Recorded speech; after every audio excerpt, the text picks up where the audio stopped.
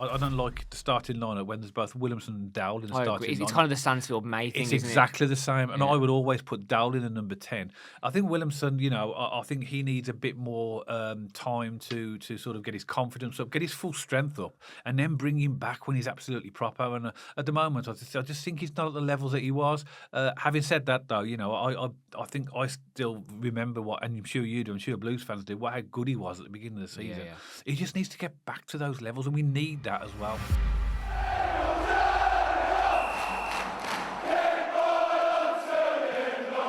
So welcome back to BCFC Royal Blue. And on Saturday afternoon, Birmingham City drew 1-1 away at Northampton in what felt like a game of two halves. I felt like Northampton definitely had the better of the first half and Blues really grew into that second half. However, it was difficult with the stop-start nature of it. However, this is how teams get promoted. Keep ticking along and keep getting those points. So Dad, Northampton Town 1, Birmingham City 1. What were your thoughts? Well, it's hard to be critical when your team is 15 points clear of third place, 12 points clear of second place with a game in hand, only 10 games to go. And who was it said? Was it Alex Ferguson or it might have been Brian Clough said, to get promotion, you win your home games and you pick up points away. And that's exactly what we're doing. We're picking points away. To me, it's another point gained. I know there's a lot of disappointment, and I think, not just Blues fans, but many people look at this game and think that Blues should actually win this game.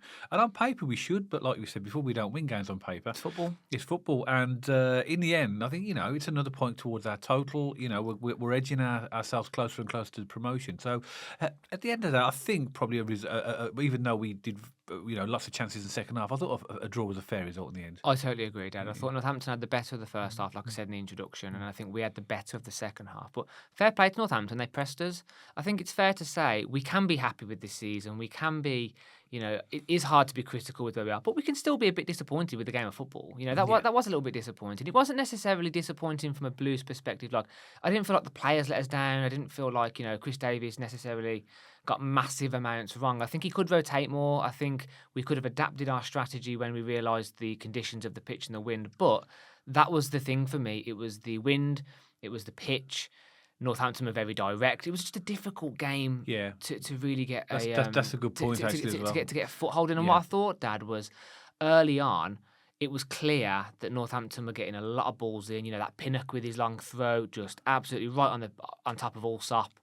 They had a goal kick really deep in, straight on top of Allsop. It was really clear that Northampton were going very, very direct in that game.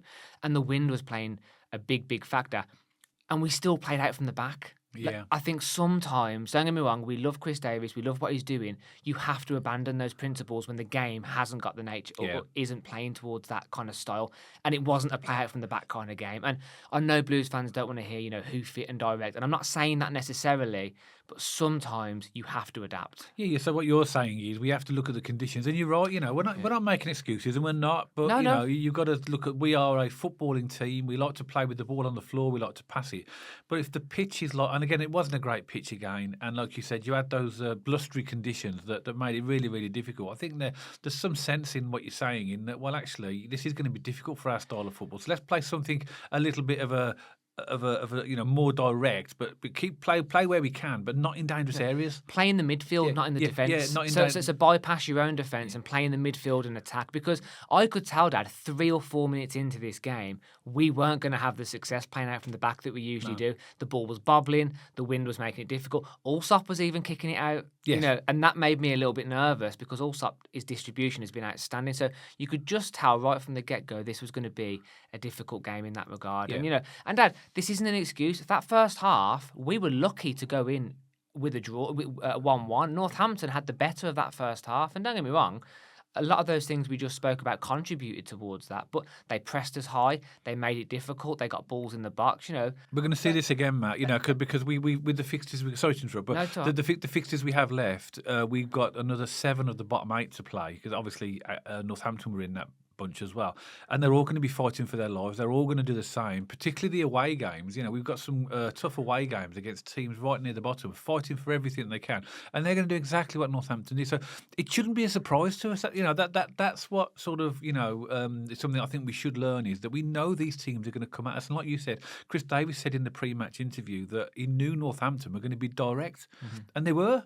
That literally long throws, pinging the ball in, a little bit like a Wrexham type of get the ball in whenever opportunity, just ping the ball into the box. So this is something we're still going to face now for the remaining games, and I think we have to, like we did against Shrewsbury, we have to learn from this and appreciate that these teams are fighting for everything. Yeah. And teams up their games anyway against us. I mean, Northampton look absolutely flat out at the end of the game. They look like they put everything into it. Yeah. So this was a tough game and a fair point for them in the end. But 23% possession they had, and again, I know we talk about these possession stats, but they had 14 shots, and okay, fine.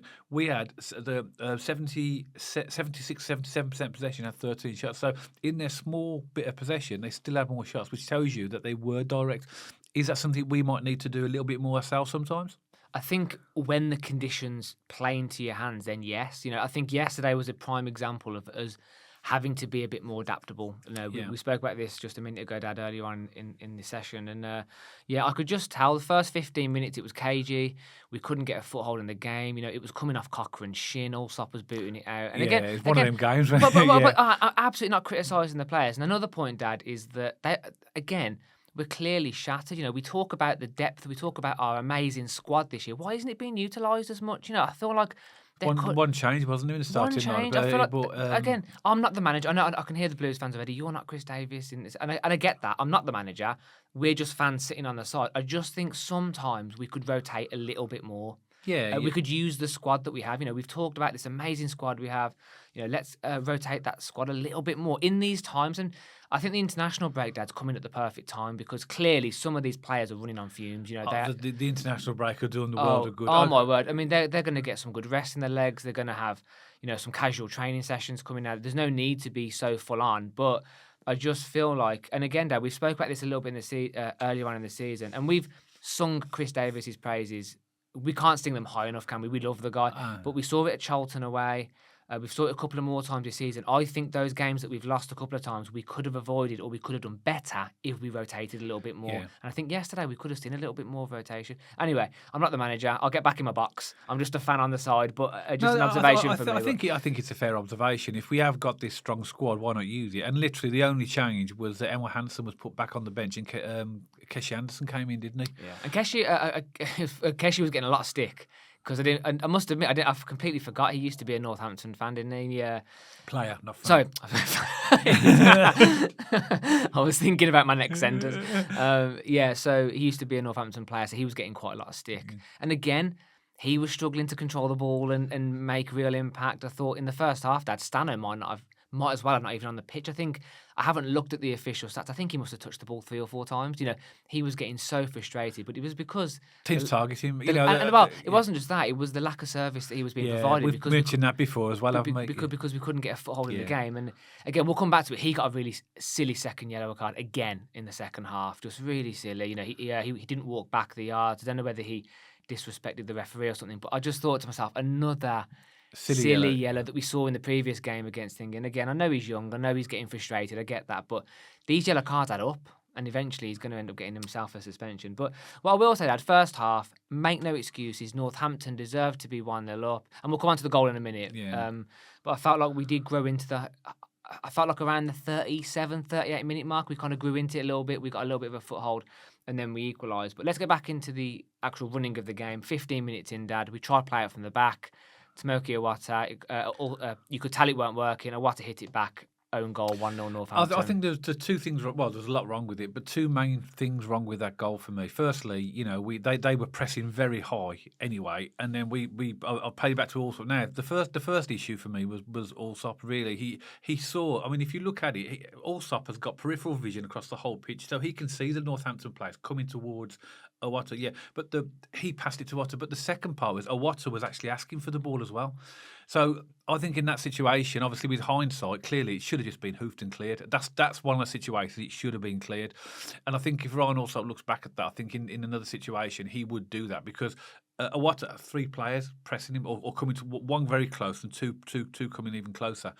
And that's the problem. And of course, Iwata then just I don't know where that ball was going. No. I don't get that. I don't know if he obviously spooned it. Panicked. But yeah, Must have panicked. Yeah, It must have been partly the weather. It must have bobbled. It must have been the wind. I think on another day, you make a mistake like that, and it goes just past the post bit, didn't it? Went in. So, and also as well, you think to yourself, well, Iwata needs to. He can't see what's behind him, but Allsop can. And he's obviously thinking just because that's what they must practice in training is that you play and then you play it to me and I'll play it to the side. But the problem is what I can't see is the press that Northampton are doing. Allsop can. And one thing I would say as well, if that was Bailey Peacock Farrell in goal and he did that, he would be destroyed. I don't see many people criticising what Allsop did, and I think that's what we have to be aware of Blues fans that Allsop has shown that goalkeepers are just human; they make mistakes, aren't they? And it was a bad mistake. It was such a disappointing goal. So basically, we gifted them their goal, just like we did in the first game at St.Andrews. You say we gifted them, and I do agree. But Dad, credit to their press. Credit to their energy. They did it for the first 15 minutes. You could feel that they had almost an extra man or two up front. And we did break the press a couple of times, and we really did exploit them forward. And then a couple of times we broke the press out, and Williamson just put his foot off the gas again and almost turned back round, which I didn't really understand. I am absolutely not scapegoating Williamson here. I'm just making an observation that we broke the press, we went forward, and he seemed to just not have... He didn't match the energy of the break. It almost became completely pointless. Yeah. So our tactics were a little bit wrong in this game when it came to playing out from the back, breaking the press. But coming back to their goal, Dad, I mean, fair enough. It was a gift, no doubt about it. But it was only a gift because of their press. It was. Yeah, they forced us into the mistake, so you have to give them credit for that. But that's what teams will do against us now. So if we are going to do that type of thing, it's just having the sense to know when is the right time to actually play out for the back. And we do play some good stuff at the back, but we always knew as Blues fans that those types of goals are possible from the opposition when they press. Just like we can make other teams make mistakes, teams can make us make mistakes. So that was just a goal waiting to happen, in my opinion. It was from the first 15 minutes. You could see something like this happening. It was a little bit like earlier in the season, I think of Orient and all teams that have pressed us and won the ball back. So I think with the style and type of football that we play, that is always a possibility. And it just happened and also, disappointing. Over the course of a season, with the amount of times we bully teams and we get the ball back from the press, it was like, maybe it was our turn to get bullied back for once, because we suffocate teams, we press teams, we force teams into so many mistakes. Fair enough. I mean, against Stevenage last week, we didn't force them into errors like we did against Northampton, but they were kicking out for corners, for throw-ins. We were bullying them, weren't we? And I felt like for the first 15 minutes, we got a bit bullied. And as I said, I think to some extent it is credit to Northampton. Well, no matter who you go to, Matt, in League One, no matter whatever team it is from top to bottom, if they're at home, they've got their fans behind them. They've got Birmingham City coming top of the league. They're going to go for everything, They just get extra energy levels, don't they? And this is the thing that we face. This is why we've done so well to be where we are in the league. Yeah. Because every single team has raised their game against us. Northampton did it. They've pressed us. As I said, I think you're right. In the first half, I think we were lucky to be level at half time. Got that goal, didn't we? We'll come on to that in a second. But fair play to Northampton. Their press was good. I like Kevin Nolan as well. I listened to his post-match interview. Very, very intelligent manager. Talked sense. Didn't talk about our money or anything like that. And I think he knows Chris Davies quite well, and he's got them set up really well. He's really improved them, and now they'll be fine. They'll be fine this season. I felt sorry for that fourth official. You had Nolan and Davies absolutely barking in his ear. I mean, again, don't get me wrong. We have to question the referee again. Maybe we brush past this because I feel like the referees are just a norm now to have a complaint about. Well, the refs are rubbish, so I think the less said about that, the better. Let's move on from that. It is what it is. Otherwise, that it moves from BCFC Royal Blue podcast to the referee complaining podcast. If we did a clip video at the end of this season about referees, it'd probably be about 3 hours long, wouldn't it, in terms of what we've talked about referees. Let's move on from exactly that. So 38 minutes in, Dad, I thought we got a bit more of a foothold in the game. I thought we had a bit more spell of possession. We went at them a little bit more, and then thankfully we went at the break 1-1. So it was a lovely ball in from Klarer. Onto Keshi Anderson's head, and a lovely little header, Dad. It's actually a nice little goal. It was a good goal. It was a good goal. Surprised me. We don't see Keshi scoring many heady goals, or Klarer putting the ball in. Yeah, so it was quite an odd little mixture. It was much needed, much needed at that point. Because we if we'd have gone in like 1-0 down at half time, gives them the impetus when they come out again. So it was a really important time for us to score, and it was a good goal. And fair play for Klarer as well for dinking it in. So Keshi, look, scoring a header. I mean, that's not very often he scores it, and it was a good header as well, wasn't it?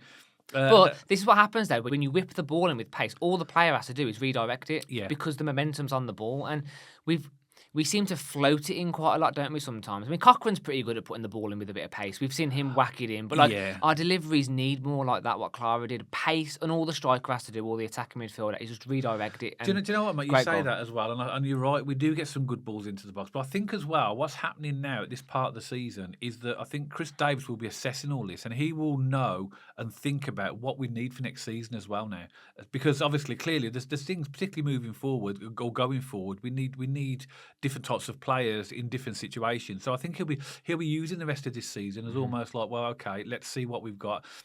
And just maybe doing a little bit of experimentation, and then come the summer, hopefully be able to plug those gaps. So it's a good opportunity to do that as well. But second half started, and we thought to yourself, well, that was a poor first half from us, wasn't it? What you could tell that immediately in the second half is how big of an impact the weather had, because we immediately went on the front foot. We immediately had more of the ball, and it showed there was a headwind in the one direction of the pitch, and then Northampton were on the back foot in the first half. In the second half when we came out. So I thought even that half time made a real difference. We started to have more of the ball. We started to create more chances. We started to grow into the game in that second half, definitely. I think as an overarching statement out of the second half, we left it too late to create chances. And don't get me wrong, we can talk about Northampton with their game management. They were going down a lot.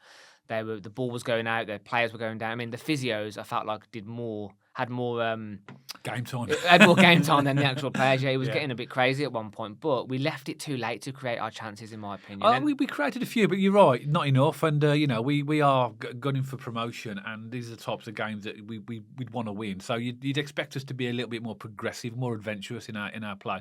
We had that one chance, didn't we? Anderson dinked the ball over to Stansfield, and he was under pressure from a defender, but he just poked it a little bit wide. For a split second, I thought it was going in, and then it just went past the post. I thought, it's just not going to be our day today. That was a good chance. And then we have to talk about this one. This is Kieran Dell dinked it into Williamson, who was literally unmarked in front of the goal, and headed it wide. I mean, it was a poor miss. It's almost as bad as what was that one miss that we had at Dykes? He missed that chance against Reading. I don't think it was that bad, but it was a bad one. It was pretty close. It was pretty close because he's a professional footballer, and like you say, and again, this really isn't about scapegoat. It's not. It's about an observation of a player that is in front of the goal with a ball dinked in, and he should have scored. He should. He's got to be disappointed with that.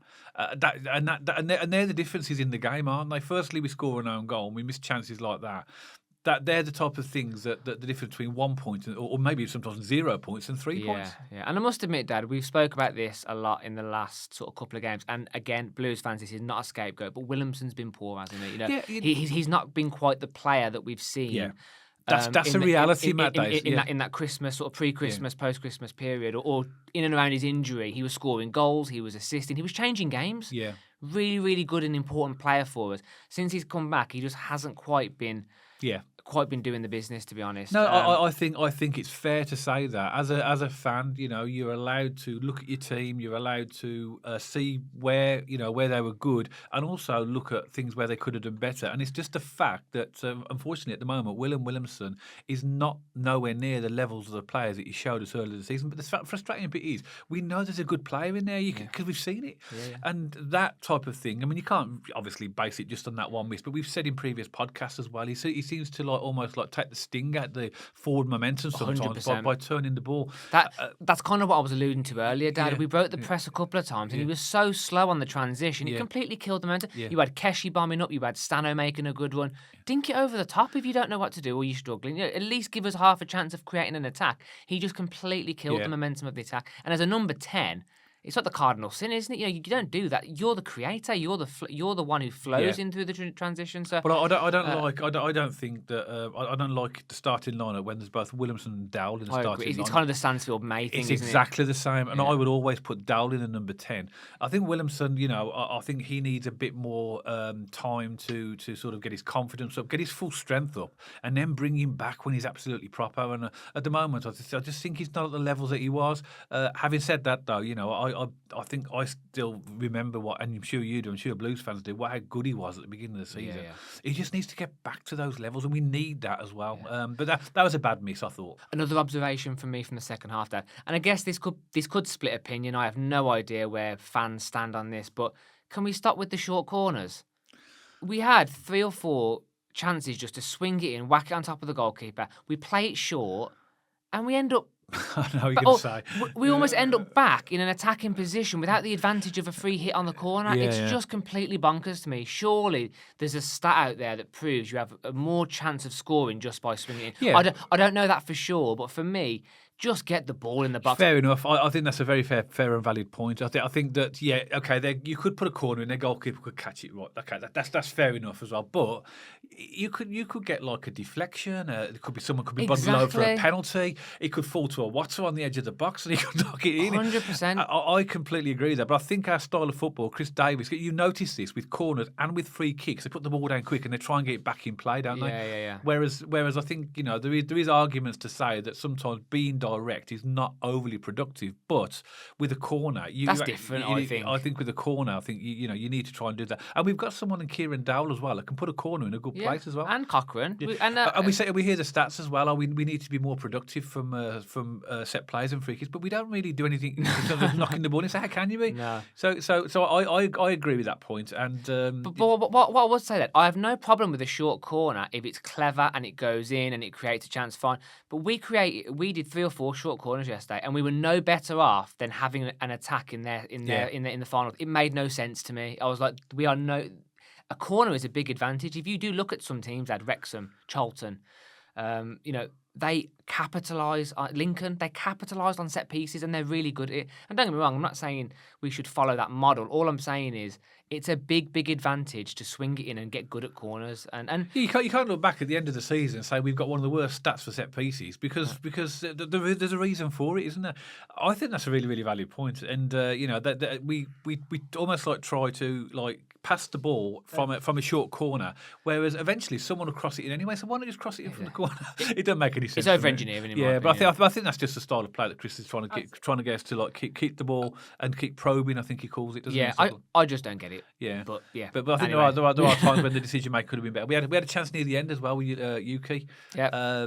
He replaced Williamson, didn't he? And then it's sort of a half chance. Well, it wasn't really a half chance. It was a good ball dinked over, and he swiveled on the ball, didn't he? And he weren't overly wide and high too much, but that was a good chance as well. Yeah. And Paig had right at the death. I think he got confused between a cross and a shot. If he squared that, I don't know who it was. It might have been Yuki. They were completely free. Yeah. Complete open goal. Well, I say open goal. He obviously would have passed it past the keeper, but I just thought, he's got confused between a cross and a shot, and he's done both, and he's whacked it past with pace. I thought, just roll that across and we score. Yeah. But it is what We it can is. look back with hindsight, Exactly. can't we, and see these. But you are right. I mean, sometimes you look back at these games. If we just done this, but yeah, they had a couple of chances themselves. did. Northampton as well. So They did. We haven't obviously spoke in detail about those. So they had chances to score themselves. I'm going to come back to what we said earlier. Over the course of the first half and the second half, I know we had a few chances in the second. Fair enough. I still think a point was fair. I think both teams can walk away and think I think a point was valid. I'm not overly disappointed with it No, in the same. end. Yeah, I would have liked to see a more front foot progressive performance from our team. But like you mentioned, the pitch, the wind, the fact they were at home and pressing. In the end, it was a good point. It's another one to the total. It moves us on to 83 points. We didn't go away with nothing. It wasn't a defeat. No. But you would think it was a defeat when you look at some of the comments on social media. But where are we in the league? We're top of the league by 12 points. 15 points clear of third. 10 games to go. It's a fantastic position to be in, and this is just another away point that just gets us closer, 1 point closer to that total. So I'm in the end. I'm glad now that the players have got the opportunity for a break. Glad for the 3 points, and then we just move on now. Shrewsbury at home is the next game in 2 weeks. Yeah, and roll that on, Dad, because I think the players need the rest. I think the fans need a bit of a rest. But it's going to be a big push, though, Matt, because once that game starts, when we start again. We're virtually back to 2 games a week again up until. Exactly. But it is only for 1 month, really. It's April. I think for 1 week, Dad, we're arguably going to have 3 or 4 games. Literally the last 2 weeks of the season because we got the cup final, you got the international break. Well, the There's- Blackpool there's- game's been rearranged now. That's on the Tuesday before the last game of the season, isn't Okay. it? They snuck that in. They haven't rearranged this evening. I've got no idea where that's going to go. Yeah. But it is going to be a big push. We've got 10 games to go. Now we've got 4 home games and 6 away in our remaining 10 games. Right? If we win our 4 home games, which is quite possible, that's 12 points. That will take us on to 95 and then pick up some points away. So it's a great position to be in. But as always, Birmingham City supporters, we would love to hear from you. Please let us know your thoughts in the comments section below, and we'll get round to that as quickly as we can. And maybe you're a Northampton fan. We'd like to hear from other fans and other fan bases on this channel. Please let us know your thoughts in the comments section below. If you like this video specifically, please don't forget to give us a thumbs up and check us out on our social media channels. We have an X page, we have an Instagram page, and we're also over on Spotify as well if you'd like to listen or watch your podcasts on that platform. And don't forget to subscribe to the YouTube channel and press that bell notification so you get notified every time we post a video. And myself and Dad will see you on the next one, all about Birmingham City.